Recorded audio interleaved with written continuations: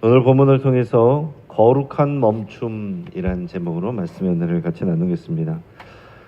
지금 오늘 본문의 이 역사적 배경을 보면요, 주전 701년경 정도 된다고 합니다. 이 당시는 남유다의 히스기야 왕이 재위하고 있던 그런 때예요. 그 당시에 이 근동 지역의 패권국이었던 이 아수르, 또 아시리아라고도 하는 아수르 제국은 사네립이라는 사람이 이제 왕이었습니다.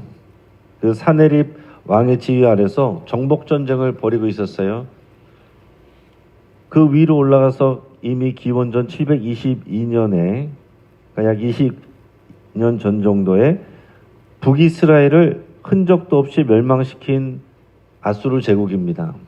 그러니까 지금 이 본문의 상황에서 북이스라엘은 아수르 제국에 의해서 완전히 망해버렸어요.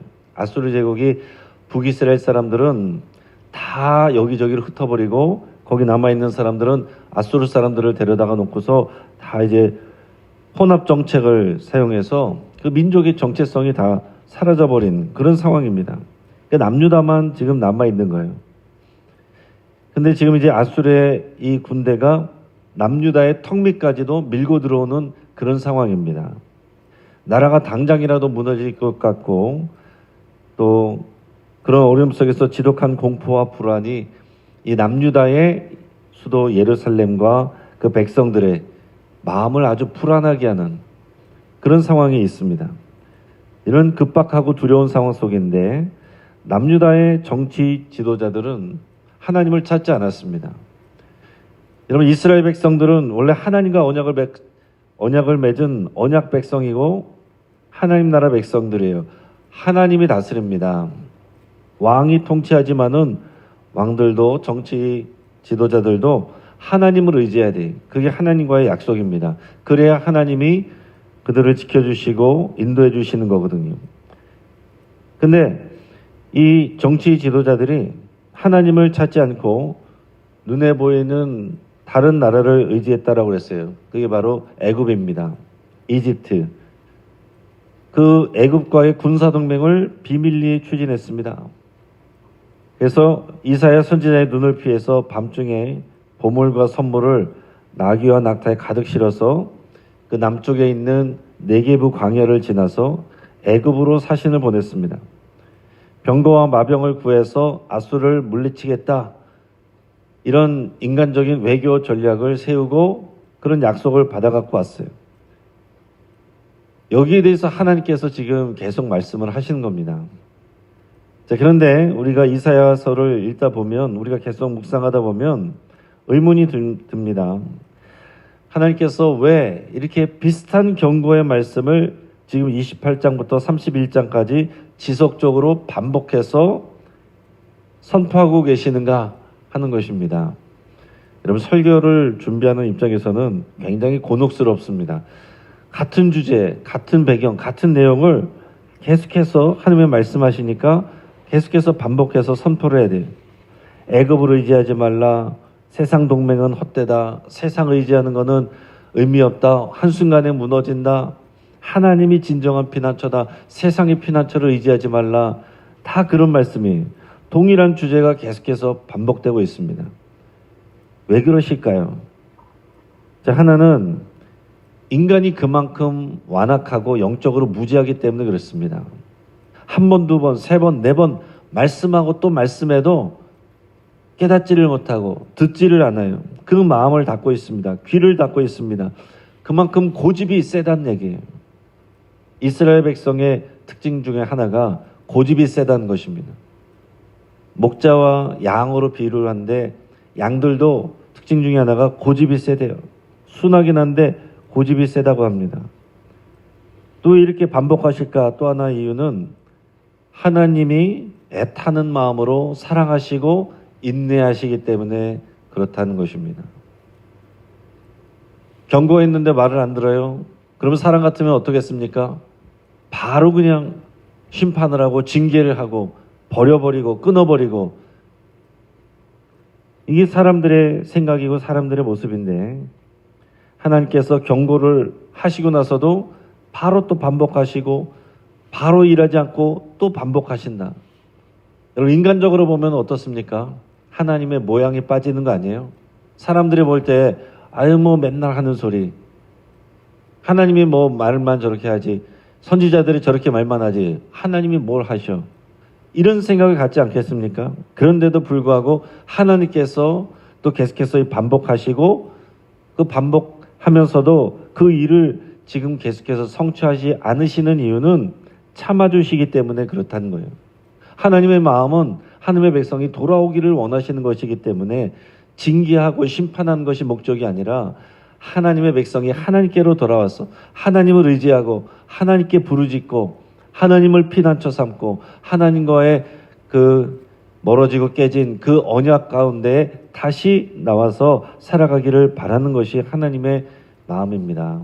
하나님은 오래 참으세요. 그래서 우리 신앙생활도요, 믿음이어야 되고, 그 믿음은 반드시 오래 참는 인내가 들어가야 되는 것입니다. 힘들고 어려울 때, 우리의 삶이 빨리 변하지 않을 때, 우리가 포기하고 싶은 마음들이 있고 또 실망하는 그런 부분들이 있습니다. 그러나 하나님이 우리를 향해서 애타는 사랑과 그 마음으로 포기하지 아니하시고 오래 참으시고 우리를 지켜주셨다는 것을 여러분 항상 기억하시길 바랍니다. 그렇기 때문에 우리도 포기하면 안 돼요. 마음을 닫으면 안 됩니다. 우리 뜻대로 되지 않을수록, 이해가 되지 않는 상황들이 생길수록 더욱 하나님 앞에 나와야 되고, 하나님 앞에 엎드려야 되고, 하나님 앞에 부르짖어야 되고, 하나님과의 그 언약 관계를 잘 살펴야 됩니다. 그 당시 유다 지도자들의 어리석음과 또 우리들의 모습을 우리가 비교해서 생각해 봅니다. 우리 1절 2절 말씀을 같이 읽습니다. 여호와께서 이르시되 패역한 자식들은 화했을진저 그들이 계교를 베푸나 나로 말미암지 아니하며 맹약을 맺으나 나의 영으로 말미암지 아니하고 죄에 죄를 더하도다. 그들이 바로의 세력 안에서 스스로 강하려 하며 애굽의 그늘에 피하려 하여 애굽으로 내려갔으되 나의 입에 묻지 아니하였도다. 아멘. 자, 지금 배경이 무언지는 말씀드려서 여러분 다 알고 있습니다. 이 유다의 지도자들이 작전을 짰어요. 맹약을 애굽과 맺었습니다.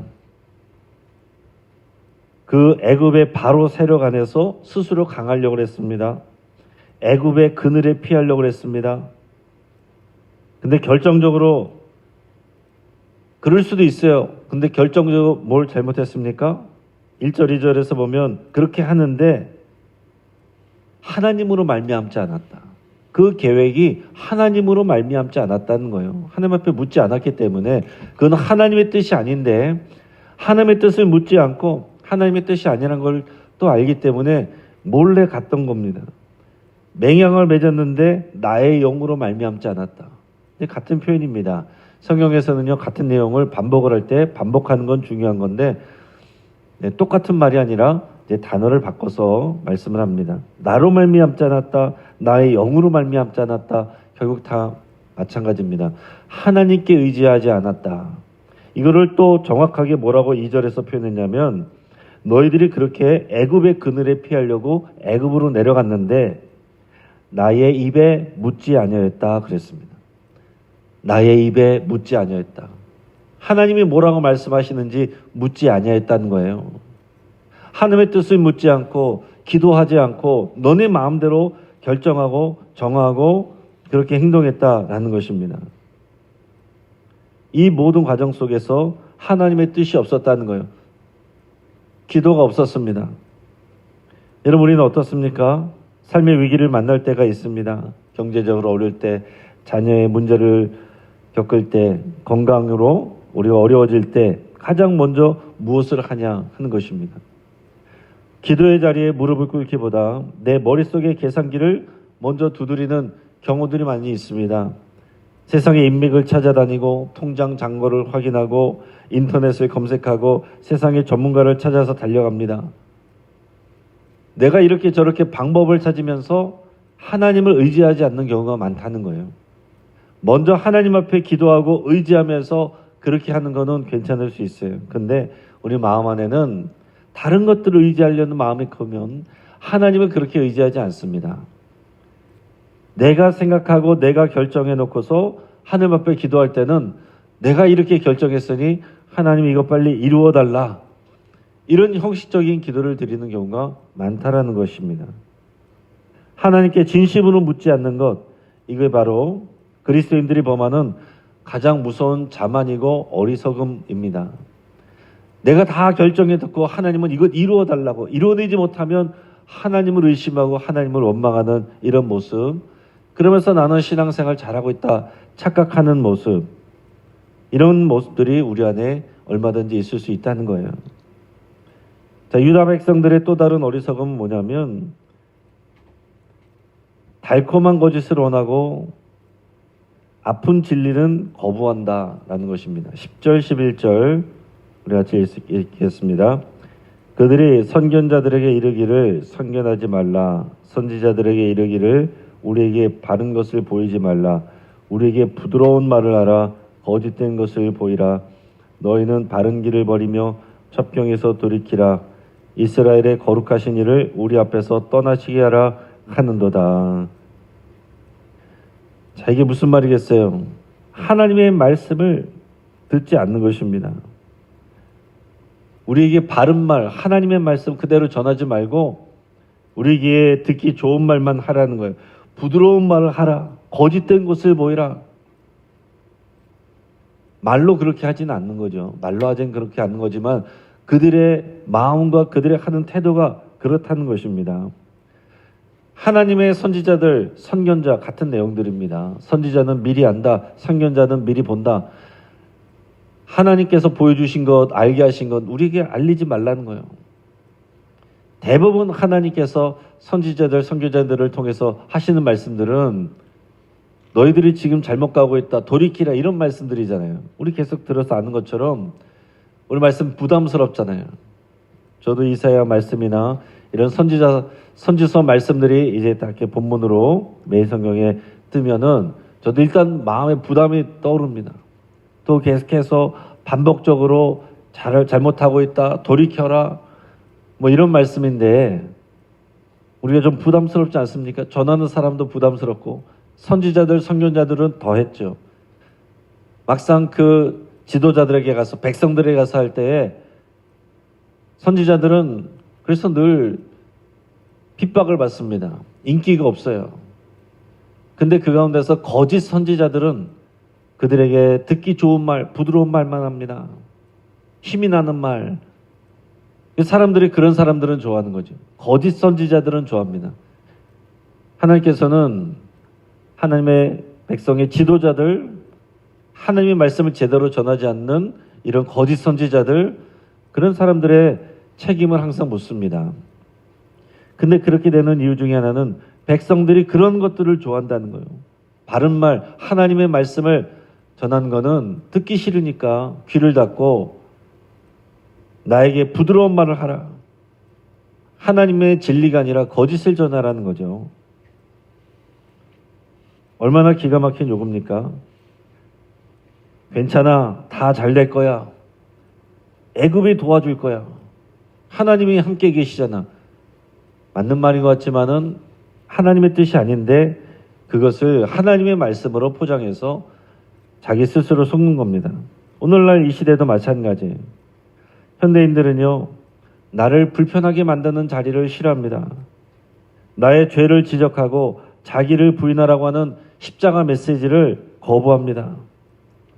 그저 내 자존감을 높여주고 또 내 욕망을 정당화해주고 또 세상에서 성공하는 법을 알려주는 그런 부드러운 언어에만 열광을 해요. 십자가에도, 우리가 예수님을 따라가는 제자도 이런 말씀들에는 사람들이 잘 듣지 않고 우리가 잘 성공하는 법, 또 긍정적인 마인드, 이런 데만 좋아한다는 얘기죠.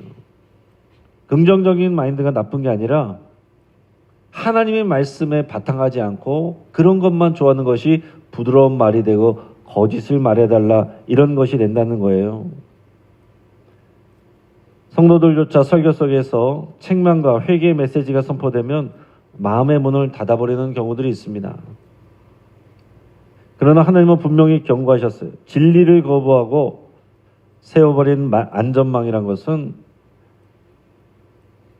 언제든지 무너질 수 있다. 그리고 깨질 수 있다. 이렇게 말씀합니다. 13절, 14절 우리 같이 읽습니다. 이 죄악이 너에게 마치 무너지려고 터진 담이 불쑥 나와 순식간에 무너진 같게 되리라 하셨은즉 그가 이 나라를 무너뜨리시되 토기장이가 그릇을 깨뜨린 같이 아낌이 없이 부수시리니 그 조각 중에서 아궁이에서 불을 붙이시거나 물웅덩이에서 물을 뜰 것도 얻지 못하리라. 아멘. 하나님께서 말씀하시는데 너희들이 계속 그렇게 하면 무너지고 터진 담, 그것이 불쑥 나와 순식간에 무너진 것처럼 너희들이 믿는 그런 성벽 그리고 성전 다 무너진다는 거예요. 역사적으로 실제로 그렇게 됩니다. 나중에 주전 586년에 바벨론 제국에 의해서 성벽도 무너지고 허물어지고 성전도 다 무너지죠. 그렇게 된다는 것을 지금 미리 말씀하고 있어요. 토기장이가 그릇을 깨뜨리는 것처럼 무자비하게 깨져버린다. 그래서 아궁이에서 불을 훔치거나 물웅덩이에서 물을 뜰 조각조차도 남지 않게 될 것이다. 산산이 부서질 것이다. 이렇게 지금 하나님께서 철저하게 말씀을 하고 계신 겁니다. 그럼에도 불구하고 우리가 아는 역사는 뭐예요? 그래도 돌아오지 않았어요. 순간순간 잠깐 회개하는 것처럼 보일 때도 있었지만은 그러나 결국 그들이 하나님 앞에 온전히 돌아오지 않아서 결국에는 망합니다. 하나님은 그게 뻔히 보이시기 때문에 더 안타깝고 간절한 마음으로 지금 계속해서 돌아오라고 그러지 말라고 말씀하고 계신 겁니다. 그러면 이런 위기 앞에서 파국을 향해 달려가는 이런 백성들, 이 백성들과 저와 여러분들을 향한 하나님의 마음은 뭔가, 그 뜻은 뭔가, 오늘 15절에서 17절까지 말씀을 우리가 읽겠습니다. 주 여호와 이스라엘의 거룩하신 이가 이같이 말씀하시되 너희가 돌이켜 조용히 있어야 구원을 얻을 것이요 잠잠하고 신뢰하여야 힘을 얻을 것이거늘 너희가 원하지 아니하고 이르기를 아니라 우리가 말 타고 도망하리라 하였으므로 너희가 도망할 것이요 또 이르기를 우리가 빠른 짐승을 타리라 하였으므로 너희를 쫓는 자들이 빠르리니 한 사람이 꾸짖은즉 천 사람이 도망하겠고 다섯이 꾸짖은즉 너희가 다 도망하고 너희 남은 자는 겨우 산꼭대기 깃대 같겠고 산마루 위에 기치 같으리라 하셨느니라. 아멘. 하나님께서 원하시는 게 뭡니까? 15절에서 집중적으로 나왔는데 돌이키라라는 거예요. 돌이켜라. 너희가 돌이켜 조용히 있어야 구원을 얻을 것이다 그랬습니다. 돌이키라. 마음을 하나님께로 돌이키라는 거예요. 그리고 조용히 있으라는 거예요. 조용히 있으라는 게 뭡니까? 세상의 소리를 끊으라는 거죠. 다양한 사람들의 소리. 우리 귀는 그런데 쉽게 열립니다. 그러나 조용히 있으라. 이렇다 저렇다 말하지 말고 세상의 소음을 끊고 하나님 앞에서 이렇게 저렇게 주장하지 말고 하나님 앞에 잠잠히 있으라 라는 얘기입니다. 그리고 같은 말이죠. 셋째, 잠잠하라. 내가 이렇게 하려고 하는 거 저렇게 하려고 하는 거 내 화난 거 내 분노와 혈기 내 조급함 불안함 이런 거 다 주님 앞에 내려놔라. 그리고 신뢰하라. 하나님만 바라보라. 하나님의 약속을 의지해라. 하나님께서 지금까지 행하셨던 것들을 기억하라. 다 이것이 반복되는 성경의 말씀입니다. 하나님께서 하시는 말씀은요, 많은 것 같지만 아주 단순하고 심플하고 다 이해할 수 있는 말씀들이에요. 한마디로 말하면은 정신없이 분주하게 뛰어다니지 말고 세상의 능력과 세상의 속도 쫓아다니지 말고 천천히 가도 괜찮으니 거룩한 멈춤을 하라 라고 말씀하시는 겁니다. 아유 바빠서 나중에 할게요. 기도해야죠. 아유 지금 요즘 바빠서 힘들어서 나중에 할게요. 봉사하셔야죠. 나중에 할게요. 여유 있어지면 나중에는 하려고 해도 할 수 있는 상황이 안 되는 경우들도 많이 있습니다. 지금 내가 정신없이 쫓아다니고 바쁘게 지내는 것, 그 분주함 속에서 돌이키고 조용히 있고 잠잠하게 하나님을 바라보고 신뢰하라고 거룩한 멈춤을 하라고 말씀을 하는 겁니다. 빨리 달리고 지금 속도를 강조하는 이 세상에서 거룩한 멈춤은 우리에게 생명과 같은 것입니다. 너무나도 중요한 거예요. 여러분, 하루를 시작할 때 거룩한 멈춤, 하나님 앞에 잠잠히 있는 시간. 여러분들은 새벽기도 나오시니까 지금 이 새벽기도 시간이 거룩한 멈춤을 하는 시간이에요. 새벽기도 아니어도 개인적으로 하나님과의 경건의 시간을 갖는 큐티를 누구라도 하든지, 근데 새벽기도도 안 하고 큐티도 안 하고 아침에 일어나서 바쁘게 정신없이 왔다 갔다 쳇바퀴처럼 쫓아다니는 그런 삶 속에서 살다 보면 어떻게 하나님의 음성을 듣고 인도하심을 받고 하나님께 집중하고 신뢰할 수 있겠습니까? 세상 사람들하고 구별되지 않는 모습으로 살아가는 성도들이 너무나도 많은 거죠. 유다 백성들은 그러나 이 하나님의 권면을 거절합니다. 그 결과는 하나님께서 말씀하신 대로요.